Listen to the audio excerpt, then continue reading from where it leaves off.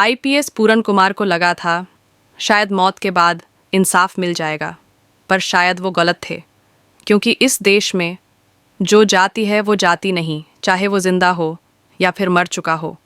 हरियाणा में आईपीएस पूरन कुमार का मामला अब सिर्फ एक आत्महत्या का नहीं रहा, ये अब सिस्टम, सियासत और इंसाफ तीनों का आईना बन गया है। एक तरफ उनकी आईएएस पत्नी अमनीत कौर पर एफआईआर दर्ज हो गई और दूसरी तरफ वही सरकार आत्महत्या करने वाले एएसआई संदीप लाठर की पत्नी को नौकरी देने का ऐलान कर रही है। अब सवाल उठता है, क्या यही इंसाफ है? क्या मरे हुए इंसान के परिवार को कुचल देना ही न्याय कहलाता है? सोचिए ज़रा, पूरन कुमार जो खुद सिस्टम का हिस्सा थे, जिन्होंने अपने ही विभाग की काली सच्चाई को उजागर करने की कोशिश की, आज उसी सिस्टम ने उन्हें अपराधी बना दिया। उनकी पत्नी जो अपने पति के लिए न्याय मांग रही थी, उसे ही विलेन घोषित कर दिया गया। अब वो इस धरती पर सबसे बड़ी दोषी बन गई है, क्योंकि उसने सवाल पूछने की हिम्मत की थी। पूर्व मुख्यमंत्री मनोहर लाल शोक संतप्त परिवार से मिलने गए। मुख्यमंत्री नायब सैनी ने बच्चों की पढ़ाई का जिक्र किया, पर किसी ने ये नहीं पूछा पूरन कुमार की आत्मा को कब मिलेगा इंसाफ। कानून के नाम पर मजाक चल रहा है। जो मर गया वो दोषी बना दिया गया, और जो जिंदा हैं उन्हें हरिश्चंद्र की औलाद कहा जा रहा है। फेसबुक पर सुमित मकदौली लिखते हैं, इससे अंधा कानून देखा है आपने। जो मर गए वो दोषी हो गए, और जो जीवित हैं वे सारे हरिश्चंद्र की औलाद।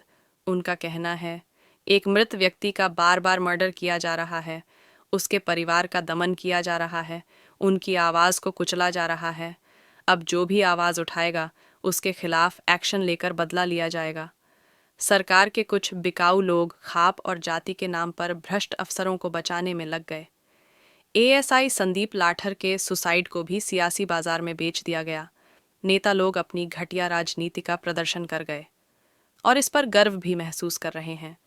सोचिए, जिस एएसआई का नाम तक इस केस में नहीं था, जिसका कभी जिक्र तक नहीं हुआ, वो अचानक अपने अफसरों को बचाने के लिए सुसाइड कर लेता है। क्या ये दुनिया का पहला ऐसा केस नहीं है जहां एक मृत आईपीएस अफसर पर दूसरे के सुसाइड का इल्ज़ाम लगाया गया है?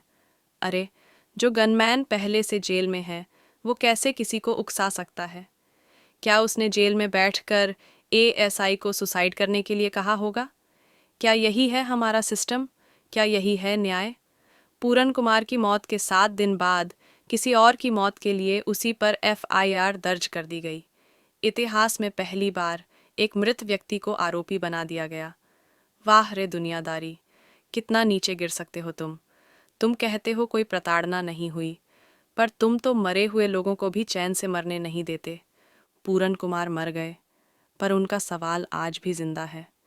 क्या इस देश में इंसाफ सच में मर चुका है? मृत लोग बोलते नहीं, लेकिन उनके साथ हुआ अन्याय बहुत कुछ कह जाता है।